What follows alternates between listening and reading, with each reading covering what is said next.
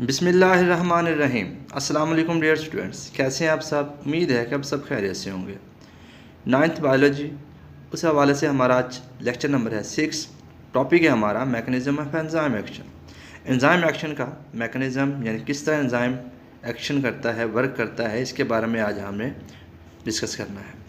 Dear students, enzyme action discuss करने से पहले आपको इन दो टर्म्स का पता होना चाहिए जो हम शुरू से पढ़ते आ रहे हैं। एंजाइम क्या है? प्रोटीन्स हैं जो कि कैटालाइज करते हैं रिएक्शन को या स्पीड अप करते हैं।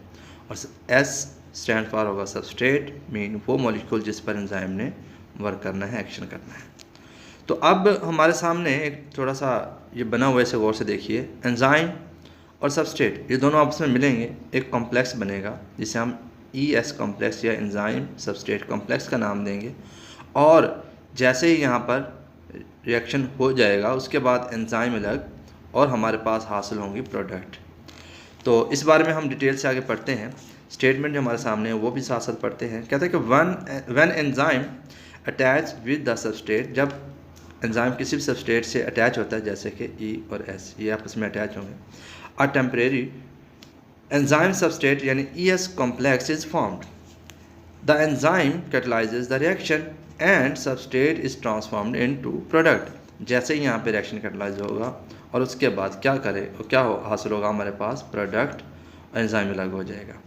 तो the ES complex breaks and enzymes and products are released.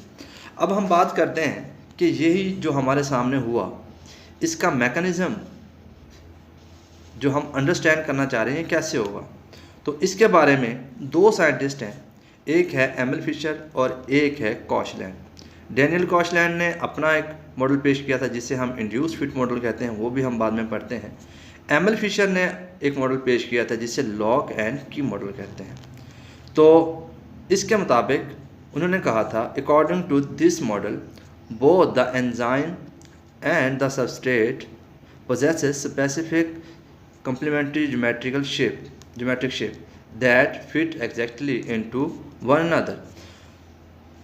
ML Fischer के मुताबिक उन्होंने कहा था कि अभी एंजाइम की और सबस्ट्रेट की जो शेप होगी वो स्पेसिफिक होगी, एक ख़ास किस्म की शेप होगी। जैसे देखें, मिसाल के तौर पर हमारे सामने एक ये एंजाइम है, इसकी एक्टिव साइट की ये जो शेप बनी हुई है, इस शेप के मुताबिक जो सबस्ट्रेट होगा वैसा ही सबस्ट्रेट इधर आके फिट होगा।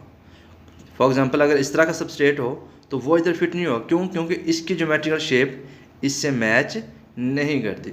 जिस सबस्ट्रेट की ज्योमेट्रिकल शेप मैच करेगी एंजाइम के साथ, वो दोनों आपस में ES कॉम्प्लेक्स बनाएंगे, बाकी नहीं बना पाएंगे। तो ये स्पेसिफिक हो जाता है लॉक एंड की मॉडल कि जैसा एंजाइम होगा वैसे सबस्ट्रेट होगा। तो ये अगरचे उस वक्त काबिल कबूल हुआ लेकिन बाद में इसे रिजेक्ट किया इंड्यूस फिट मॉडल ने आके। तो अब हम बात करते हैं इसी के बारे में कि एंजाइम कि ये एक्टिव साइट जैसी होगी वैसा ही सबस्ट्रेट की शेप होगी और वो दोनों आपस में एक दूसरे के साथ आके फिट हो जाएंगे और एक ES कम्प्लेक्स बनाएंगे, यानी एंजाइम सबस्ट्रेट कम्प्लेक्स बनेगा। रिएक्शन कैटलाइज होगा, प्रोडक्ट हासिल होगी और एंजाइम सेपरेट हो जाएगा। ये था induce fit model lock and की मॉडल जो कि एमएल फिशर का था। अब नेक्स्ट है हमारे पास इंड्यूस्ड फिट मॉडल जो कि पेश किया था डैनियल कॉशलैंड ने इन 1958 में। ये कब था? ये ध्यान में रखें, 1894 में, और ये था 1958 में। अब पहले इसकी डायग्राम की मदद से हम थोड़ा सा समझ लें कि इंड्यूस फिट मॉडल क्या है। इंड्यूस फिट मॉडल में ये है कि जो सबस्ट्रेट का हमारे सामने ये जो एक्टिव साइट है ये फ्लेक्सिबल होती है और ये अपने आप को रीशेप कर लेती है, मोल्ड कर लेती है जैसा सबस्ट्रेट होगा। अब देखें ज़रा गौर से, ये हमारे पास एक एंजाइम है और इसकी ये एक्टिव साइट हो गई। और अब देखें एंजाइम जैसे ही यहाँ पे आया इसके साथ, हालांकि ये दोनों आपस में मैच नहीं कर रहे, ज़रा गौर से देखिए, ये इन दोनों की ज्योमेट्रिकल शेप आपस में मैच नहीं कर रही। लेकिन होगा क्या कि ये जो है सबस्ट्रेट जैसा होगा, जैसे ही इसके साथ आकर अटैच होगा तो क्या होगा कि ये जो एक्टिव साइट है फ्लेक्सिबल होने की वजह से अपने आप को मोल्ड कर लेगी इसके मुताबिक। जैसे देखें ये अब इस एंजाइम ने अपने आप को रीशेप कर लिया है, मोल्ड कर लिया है जैसा कि सबस्ट्रेट था, और इसके बाद हमारे सामने एक ES कॉम्प्लेक्स बना। अब यही ES कॉम्प्लेक्स अब बनने के बाद रिएक्शन कैटालाइज होगा और हमारे सामने क्या चीज़ें हासिल होंगी, दो ही चीज़ें हासिल होंगी। एक एंजाइम बनेगा और इसके बाद दूसरी चीज़ आपको पता है क्या बनेगी, बताएं तो ज़रा, प्रोडक्ट हासिल होगी। तो ये है इंड्यूस्ड फिट मॉडल, जो कि लॉक एंड की मॉडल के मुकाबले में ज़्यादा एक्सेप्टेबल है, क्योंकि वहाँ पे स्पेसिफिसिटी हो जाती है कि भी जैसा एंजाइम वैसा सबस्ट्रेट। लेकिन यहाँ पे है सबस्ट्रेट जैसा भी आएगा, एक्टिव साइड ने मोल्ड हो जाना है जैसा ही सबस्ट्रेट होगा और अपने आप को रीशेप कर लेना है। ये मॉडल पेश किया था डैनियल कॉशलैंड ने और इसका नाम है इंड्यूस्ड फिट मॉडल।